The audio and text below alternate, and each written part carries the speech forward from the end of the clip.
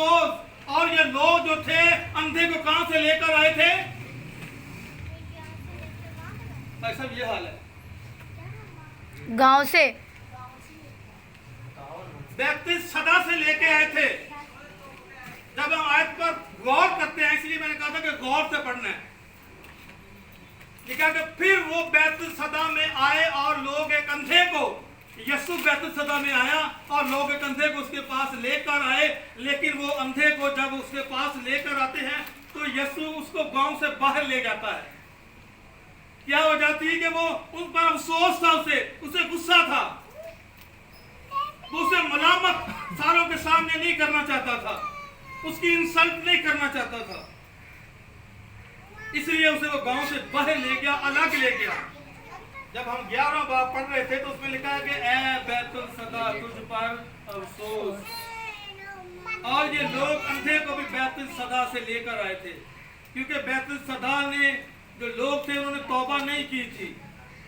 हालांकि इतने मौजज़ात बैतसैदा में हुए लेकिन उन्होंने तौबा नहीं की। तो खुदा ने कहा गया बैतसैदा तुझ पर अफसोस, यानी कि उस आदमी पर अफसोस किया। वो उसको मलामत नहीं करना चाहता था, इसलिए वो उसे भीड़ से अलग ले गया, गांव से बाहर ले गया, अकेले में ले गया।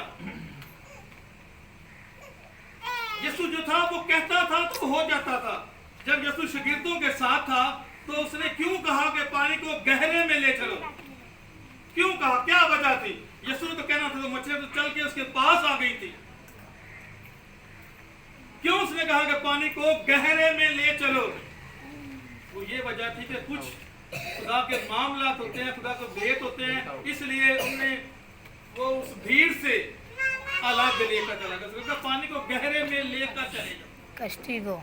और जब उसने कहा कि जाल डालो तो क्या होगा कि मछलियां खुद जाल में आ गई। हालेलुया। यानी कि यीशु ने कह दिया तो हो गया। जब यीशु ने कोड़ी को शिफा दी तो उससे कहा, उसको छुआ तो शिफा हो गई।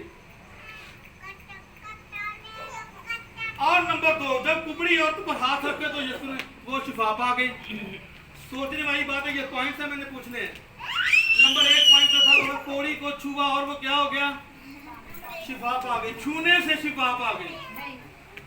कोड़ी जो था उसको छुआ और वो शिफा पा गई। नंबर 2, कुबड़ी औरत पर हाथ रखा तो क्या हो गई? शिफा पा गई।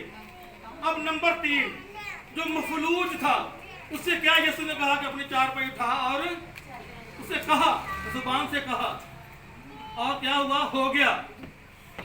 नंबर 4, यीशु छूने से भी शिफा, उसके छूने में भी शिफा है। वो छूता है और शिफा हो जाती है। नंबर 5, थूक कर शिफा कर देना। थूकना, जब किसी के ऊपर थूका जाता है ना, जब यीशु मसीह के चेहरे मुबारक पर थूका गया तो क्या हुआ था कि उसकी बेइज्जती की गई थी, उसकी इतनी इंसल्ट की गई थी कि जब किसी के ना और जा थू तेरे थे तो उसकी बेइज्जती की जाती है, उसको इतना नीचा गिरा दिया जाता है कि जिसे कहते हैं कि कम ज़र्फ कर देते हैं।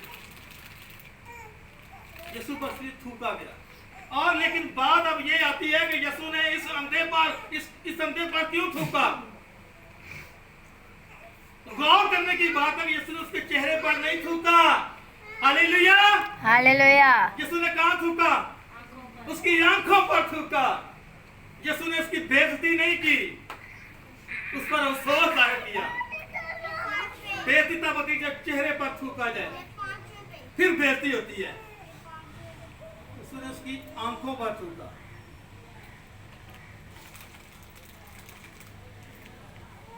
जब हम मरकस 8:23 आयत पढ़ते हैं तो लिखा है वो अंधे पर हाथ रखा। लिखा है कि यीशु ने आंखों में थूका, ना कि उसके चेहरे पर। यीशु ने उसकी आंखों में थूका, उसके चेहरे पर नहीं थूका। उसकी बेइज्जती नहीं की है, उसकी इंसल्ट नहीं की है, उसकी आंखों में थूका। जब हम सवाल नंबर 3 का जब हम हल देखें, लिखा कि पहली बार में यीशु हाथ रखने से शिफा क्यों ना हुई। बड़ा पॉइंट है इस बात में, बड़ा सवाल उठता है कि हो यीशु और बंदे को शिफा ना हो, ये कैसे हो सकता है? कोई मान सकता? क्यों पैसा मान सकते हैं आप कि यीशु जिस पर हाथ रखे और वो शिफा ना पाए, यीशु जिसे कहे और वो शिफा ना पाए, ये कैसे हो सकता है? तो बताए, हो सकता है? नहीं हो सकता। क्या रीजन था कि यीशु शिफा नहीं दे सका?